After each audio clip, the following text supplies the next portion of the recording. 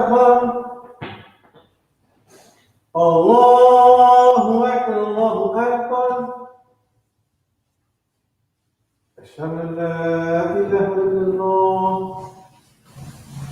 أشهد أن لا إله إلا الله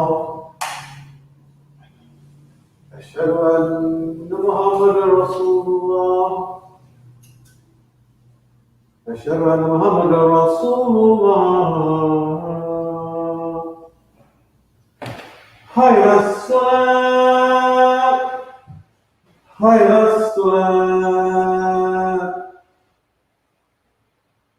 حي على الفلاح حي على الفلاح الله أكبر الله أكبر لا إله إلا الله.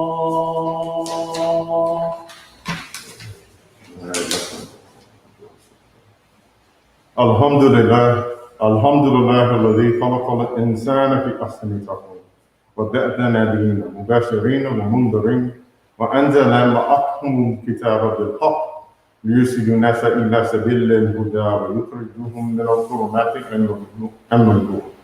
أشهد أن لا إله إلا الله وحده لا شريك له وأشهد أن سيدنا محمد عبده ورسوله أما بعد.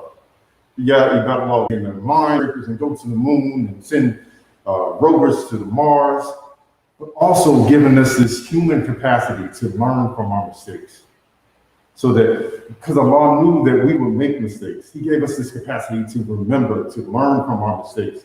And He sent prophets who bring us the good news in the morning, to remind us of the akhirah for those who believe and work righteous deeds, and also give us a warning, because He knew that sometimes we will forget about the beautiful blessings that Allah subhanahu wa ta'ala has for those who do good. He gave us a warning for those who do ill, who are just harmful and ignorant in the land of Jahannam, the fire whose fuel is men and stones that just cooks men down and breaks them up after they have spent a lifetime of avoiding and denying the good things that Allah subhanahu wa ta'ala has enjoined upon all of us. I openly bear witness and testify that there is nothing and no one worthy of worship except Allah subhanahu wa ta'ala, and Allah alone. He has no partners and no associates. Also bear witness that Prophet Muhammad sallallahu alayhi wa sallam is his slave servant and messenger. What follows thereafter that excellent salutation, I advise you, my brothers and sisters, as well as I advise myself, to have the proper taqwa, the proper regard for Allah subhanahu wa ta'ala, the Most High, and to obey Him. And today, my brothers and sisters, I am just blessed to be amongst the believers during, as we are about to prepare for the blessed month of Ramadan. This is the first that the masjid has been open in a very, very, very long time. And it's nice to be able to see people and faces. And as we prepare for the blessed month, I just wanted to give my own take on the 5 P's of Ramadan. This is just 5 P's that I found for my own personal benefit, but I think, inshallah, Allah subhanahu wa ta'ala will allow for these 5 P's to have an impact on all of us as we prepare for the blessed month. And some variations on the 5 P's, but I'll start with these 5 P's right here. The proper preparation prevents poor performance. Again, that's proper preparation prevents poor performance. We are now in the month of the 26th day of the month of Shabbat. This is the 9th month of Islamic calendar, and we'll begin looking for the new moon probably next week. And we look for the new moon that brings in the blessed month of Ramadan, that is so full of benefits and blessings. And Allah subhanahu wa ta'ala has prescribed for us during the blessed month. He said, Ya ayyuhal ladina amanu kutiba alaykum musiyam.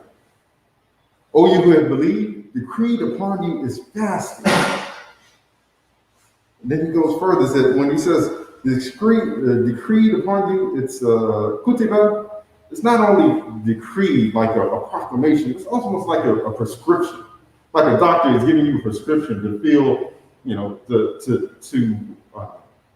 give you your vaccination against the viruses that you find out in the world, to give you your medicine to prevent you from getting sick or to cure what ails you physically. So Allah subhanahu wa ta'ala says fasting is a prescription for all of us. And he goes on to say that this prescription will help you كما كتب على الذين من قبلكم لعلكم تتقون, as it was decreed on those before you, so that you may retain taqwa, so that you may retain righteousness. And why is taqwa so important? Why is Allah subhanahu wa ta'ala prescribing taqwa for the believer, for those who believe? And one simple definition of taqwa is that taqwa incorporates the awareness of Allah, the fear of Allah subhanahu wa ta'ala, as well as piety. Piety is essentially righteousness and can only be attained through obedience to Allah subhanahu wa ta'ala and abstaining from the things that He has prohibited. And we can say that taqwa is the key not only to happiness in the next life, but the key to happiness in this life, to change your outlook, to change the way you see things. So that when a pain or something afflicts you or tests you, you don't say, why am I being tested? You turn it around. You have that mental flip where you say, what is Allah subhanahu wa ta'ala trying to teach me in this trust? What am I trying to learn? What am I supposed to learn from this testimony of what's going on here?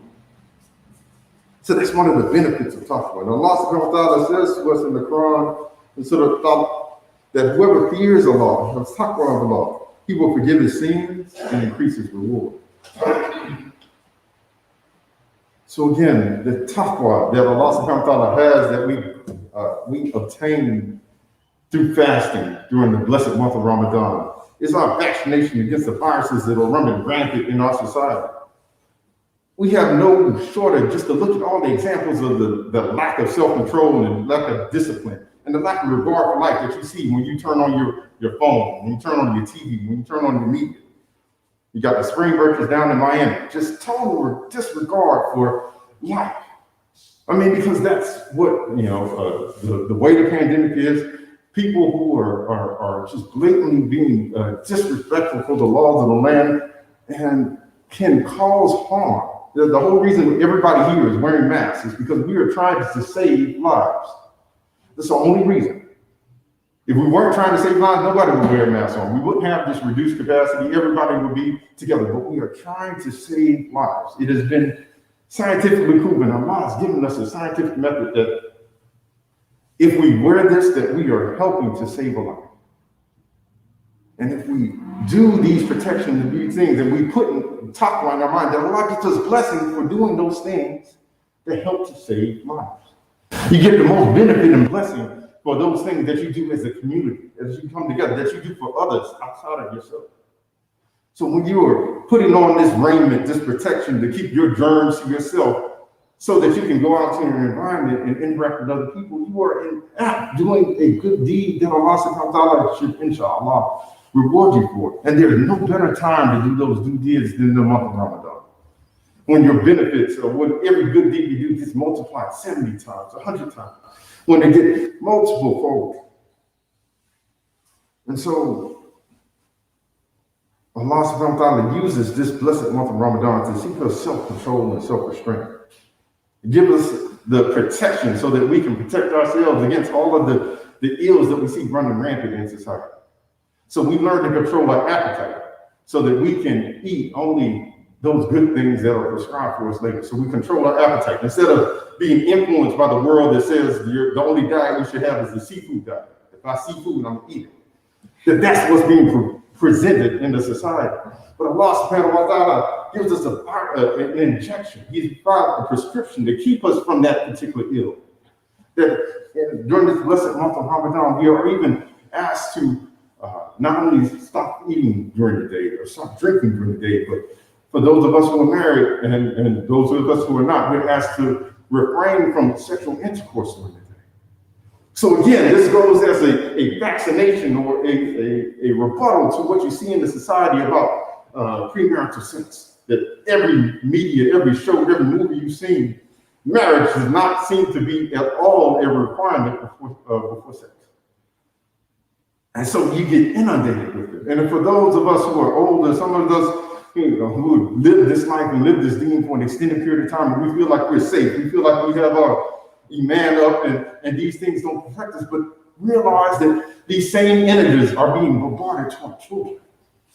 These same images, these same influence are being bombarded to those who are not so fortunate. So we can be a role model for them in this blessed month of Ramadan and to show them how to stand tall, to include them in the benefits of seeking taqwa.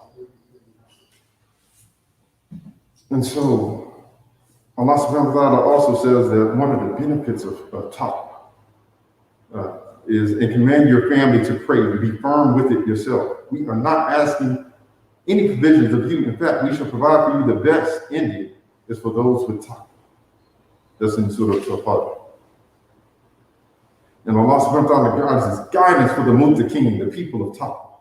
Taqwa brings you closer to Allah. And as our fasting, and if our fasting is accepted during this blessed month of Ramadan, as we seek to fulfill Allah subhanahu wa ta'ala's prescription for us in being better Muslims and coming closer to Allah, if we our prayers and our fasting is accepted, that we have forgiveness from Allah subhanahu wa ta'ala for all of our sins for the prior year. We have multitude or a multiplier of our good deeds that we do in this blessed month of Ramadan.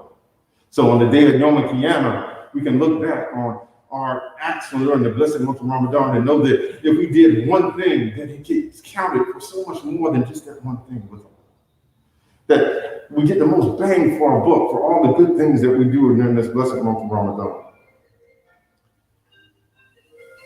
It is said in the hadith that whoever performs an obligatory act during Ramadan, it is like he performed 70 obligatory acts in other times.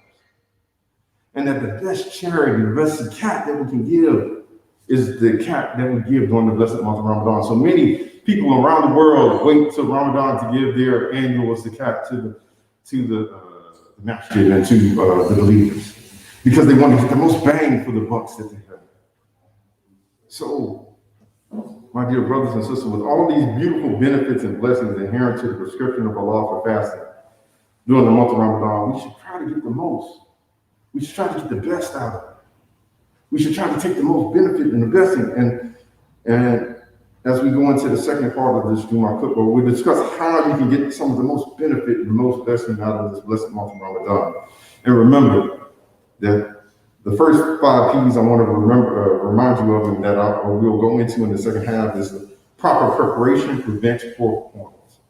So we talked about the why you want to have an excellent performance during this blessed month of Ramadan. And now we'll get into, inshallah, how we can get the most benefits and blessings. رَبَّنَا آتِنَا فِي الدُّنْيَا حَسَنَةً وَفِي الْآخِرَةِ حَسَنَةً وَقِنَا عَذَابَ النَّارِ. Oh Lord, give us the most and the best, the most excellent in this life, and the most excellent in the next life. Save us from the consequences of hell.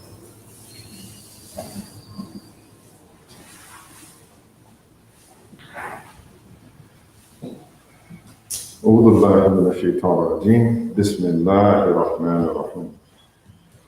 So again, I was talking about these 5 P's as being poor performance leads, proper preparation prevents poor performance. So saying that we need to prepare.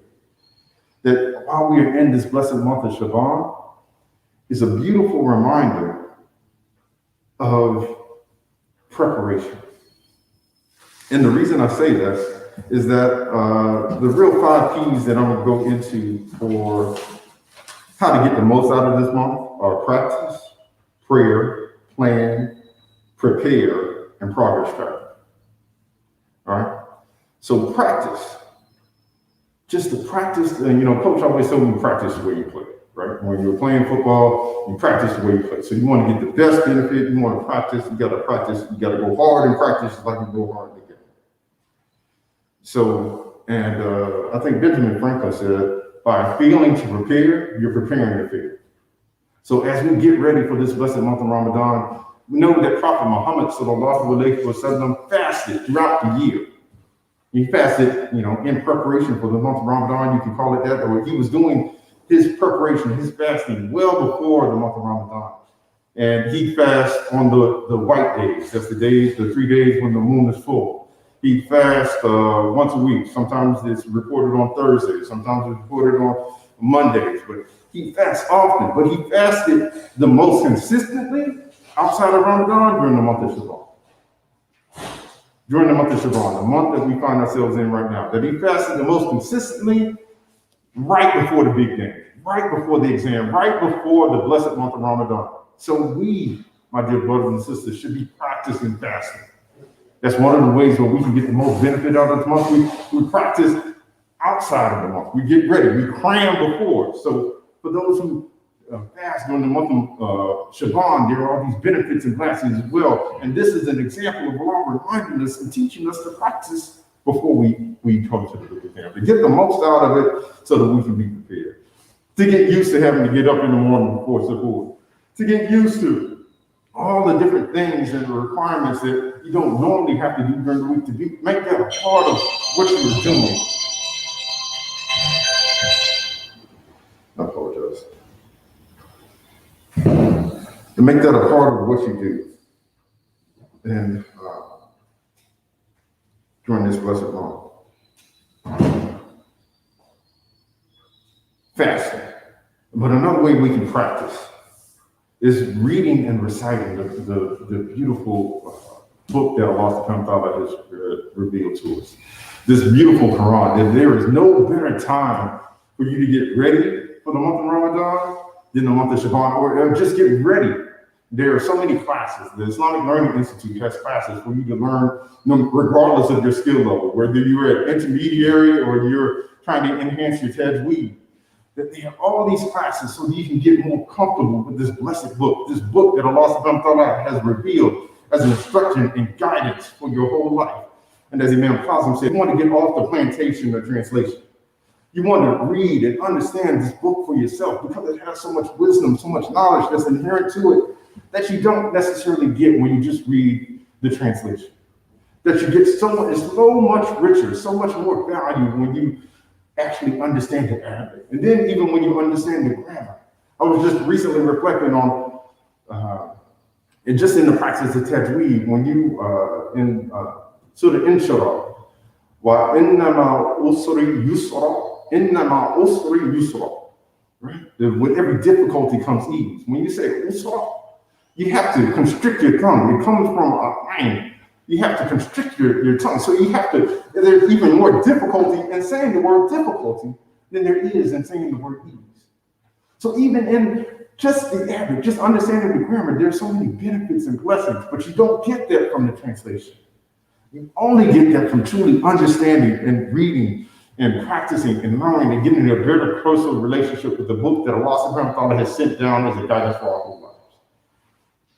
And so practicing your reading, practicing your reciting, and practicing reflecting on the Quran. Listen to lectures, about Ramadan. I think ISGH has all of these lectures going on. We have Taleems and Khutbahs, and the whole, right before Ramadan, everybody is talking about it, trying to help you get the most benefit and blessing out of it.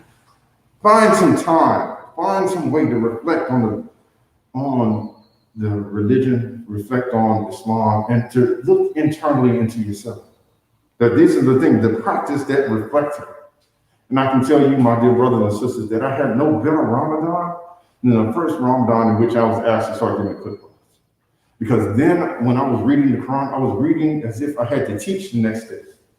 And so that reflecting. So it wasn't just a cursory trying to get through the book. I was reading, trying to see what resonated with me, what I could share and impart to others, what information I could glean and teach. And so I encourage us all to read during this blessed month of Ramadan and outside of it, as if we had to teach it the next day. Read it, try to get a deeper understanding, a more meaningful connection with the Quran. And so again, that first P is to practice.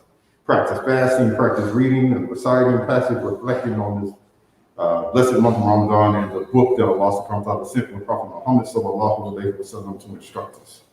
Second P is to pray. Pray more often. Make more sunnah prayers. You aren't getting up with the hajj in the wee hours of the morning and making those 2 rakats of the hajj. That it is said that if you were going through a trial or going through something, and you haven't prayed tahajjud, then you're not really trying. Then you're not really seeking Allah subhanahu wa ta'ala's help. You're not really seeking his guidance for your situation because you are putting out the most effort that you can. You're not trying to get the most bang for your buck. You're not trying to speak to Allah, trying to ask Allah to hear your prayer in the wee hours of the morning when he has said that he is going to be listening the closest. So, again, pray more often. Get used to praying those sunnah prayers. We get we get crushed into the pressure of life. We get squeezed by our daily lives. So get in the habit of making a little more time to pray.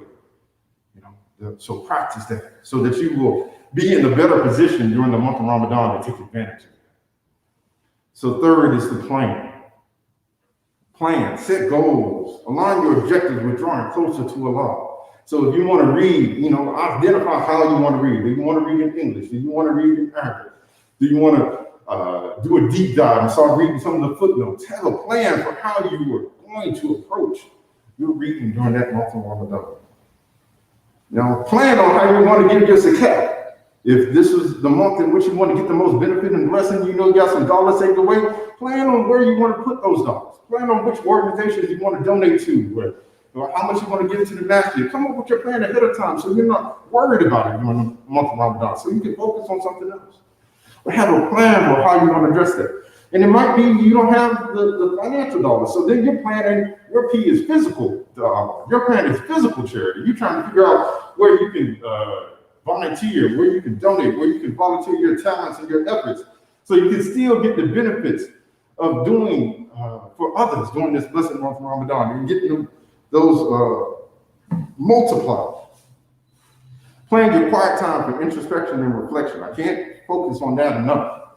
That during the blessed month of Ramadan is the best time for you to speak and get close and listen to not only your heart, but Allah subhanahu wa ta'ala's voice inside of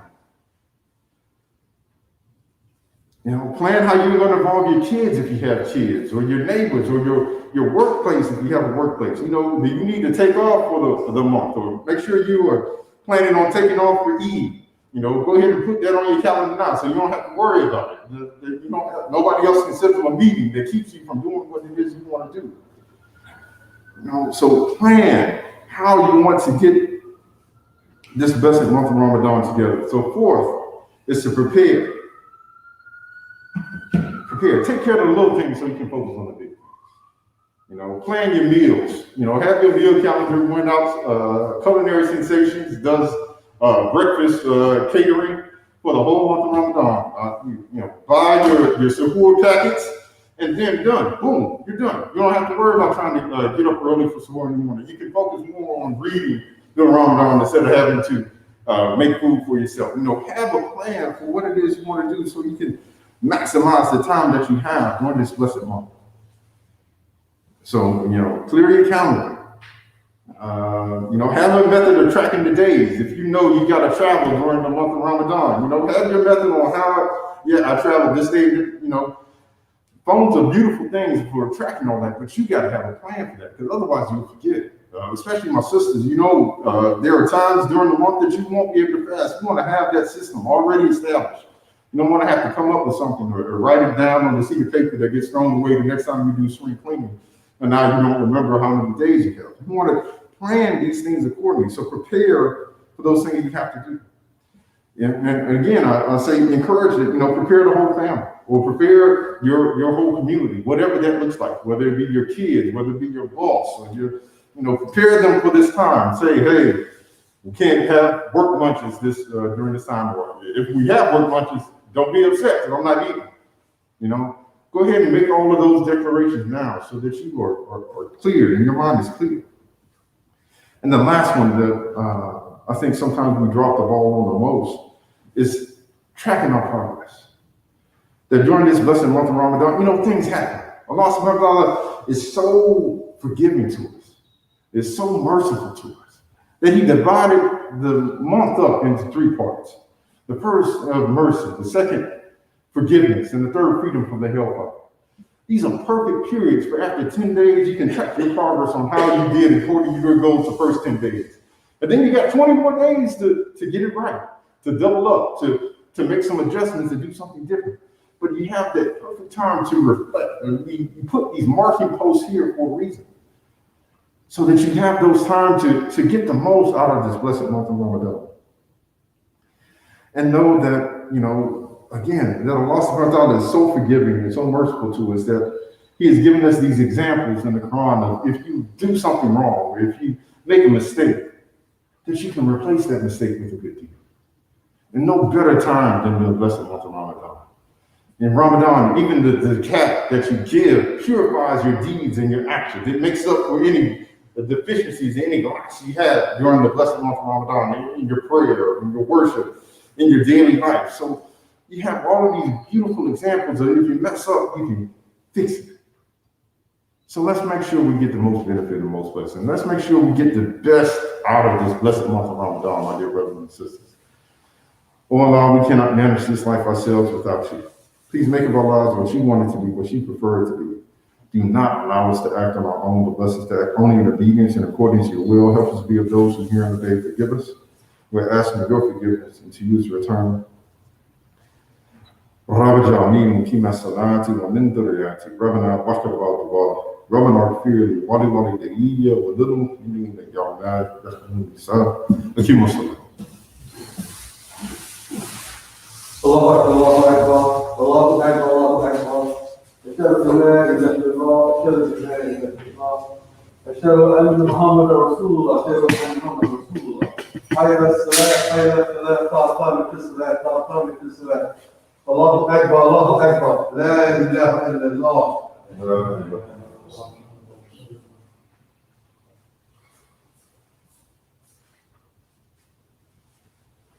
الله أكبر.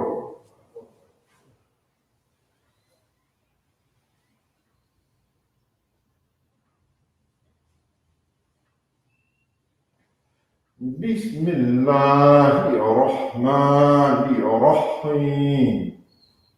الحمد لله رب العالمين الرحمن الرحيم مالك يوم الدين إياك نعبد وإياك نستعين اهدنا الصراط المستقيم صراط الذين أنعمت عليهم غير المغضوب عليهم ولا الضالين.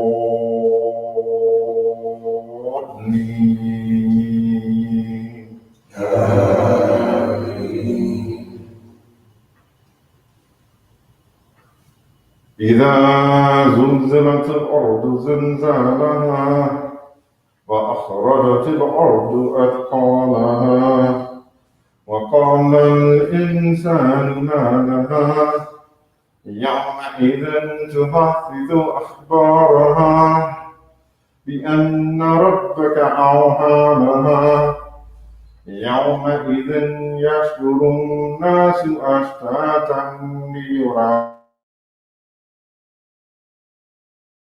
مثقال ذرة خيرا يره ومن يعمل مثقال ذرة شرا يره.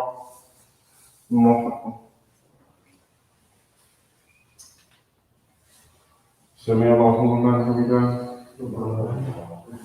الله أكبر.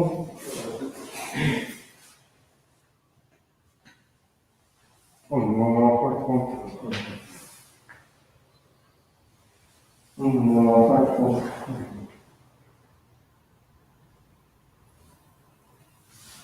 الله أكبر. بسم الله الرحمن الرحيم.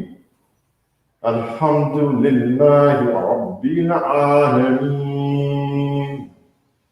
الرحمن الرحيم مالك يوم الدين إياك نعبد وإياك نستعين اهدنا الصراط المستقيم صراط الذين عليهم غير المغضوب عليهم ولا الضالين.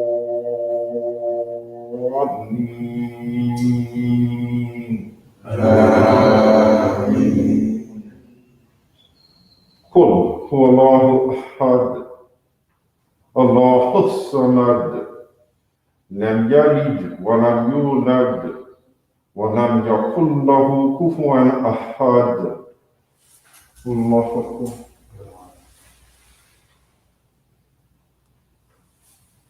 سمع الله لمن حمده. الله أكبر.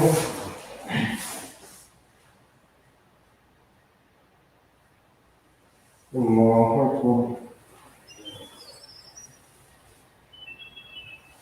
الله أكبر.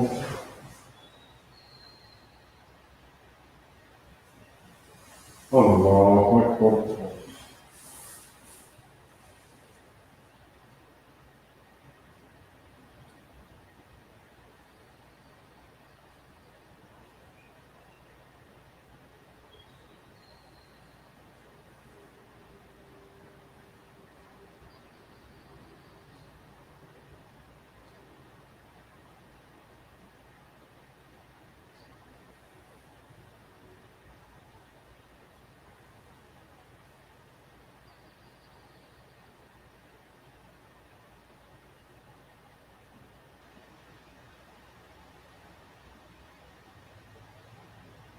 السلام عليكم ورحمة الله.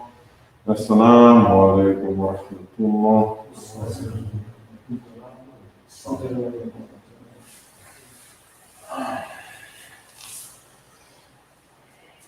Assalamu alaikum. Alhamdulillah, we just have a few announcements. First and foremost, that we have, before Brother Imam comes on to give the announcement of Sister Latifa, we have Ramadan coming up. We have a couple of days that are reserved right now for iftar, so we are planning on giving iftar to the believers. There will be drive-through as well as sit-down options for those who feel comfortable and vaccinated and want to actually have iftar on the property. It'll all be outside, but there are options for that. So if you would like to reserve, you're used to feeding the believers during the blessed month of Ramadan, go to the website, go to the information that Brother Imam is going to show on the screen. If you are here right now, and I don't have the email address, the link in front of me, just go back and watch the video on Facebook, or inshallah, we'll try to have some printouts here at the masjid. But the weekends are really where we are targeting doing iftar meals, not during the week. So look out there and reserve that. And be aware, please advise that the masjid is open. We do have space, so let the believers know that it's okay to come back in a controlled standpoint. We want you to reserve your spot so we know how many people are here. I think those are the big things I wanted to add before the announcements come on. So let me take off mute, and then you can hear the announcements. All right, Brother Imam, there you go. I'll come up and try to turn the screen around. All right.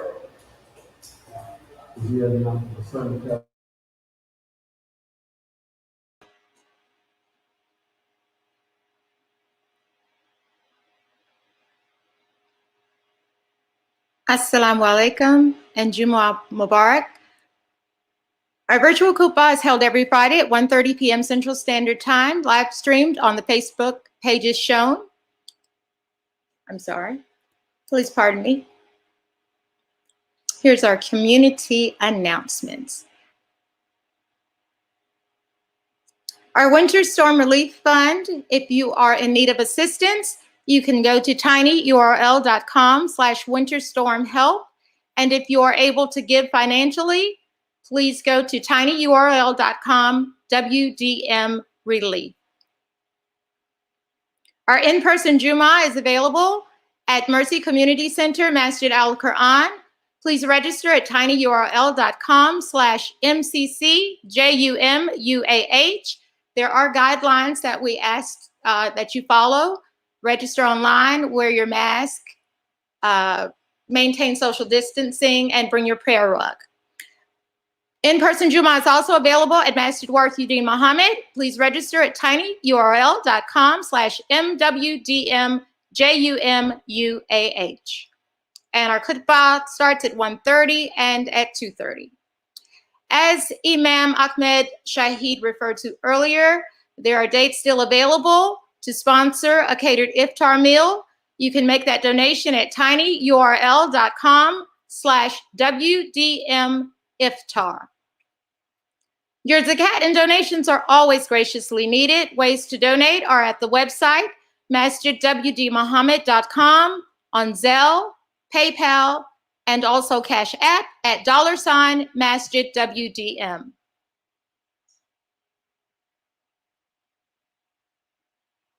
Donations are also needed at Masjid Al-Quran /Mercy Community Center, and you may donate by going to the link mercycc.org/donation.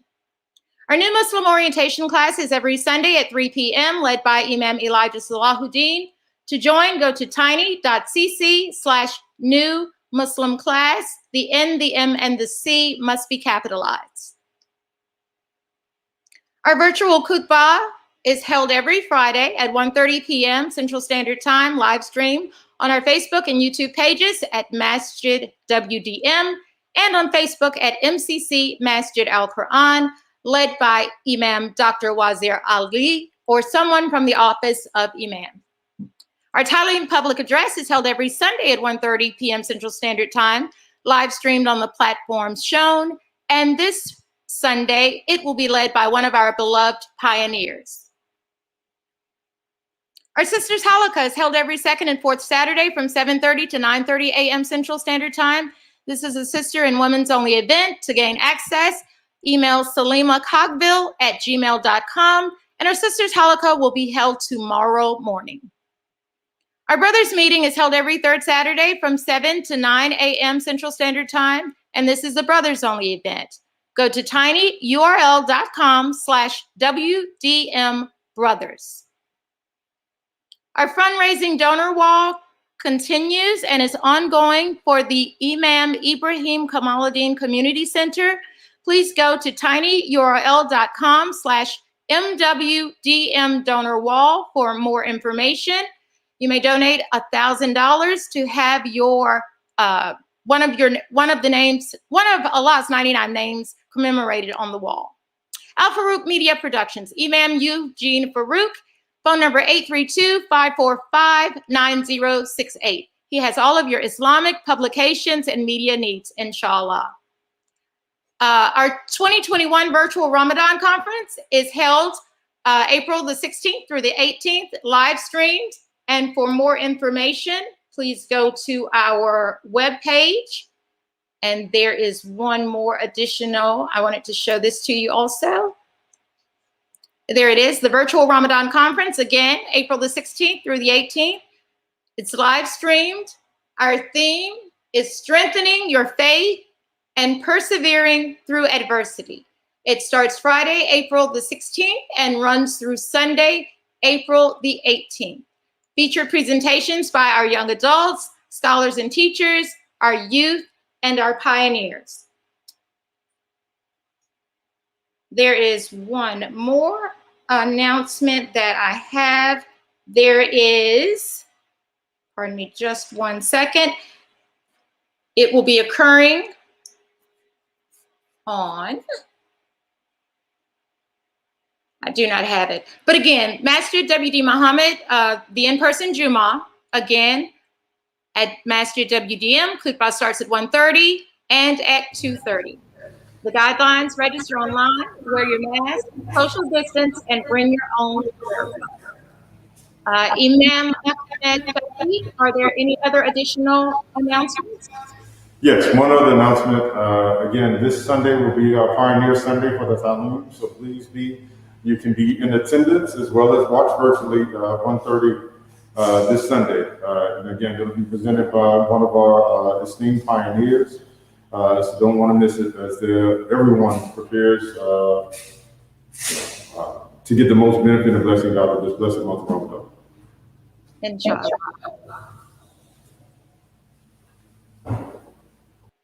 Well, this concludes our announcements. Again, please join us next Friday for Jummah, kicking off our virtual Ramadan conference on faith and adversity. We thank you all for joining us. We pray that Allah continues to protect and bless us all. Again, you can go to our Facebook page at masjidwdm. Please like or subscribe so that you may stay informed on all of our activities, inshallah. Thank you again for joining us. Assalamu alaikum.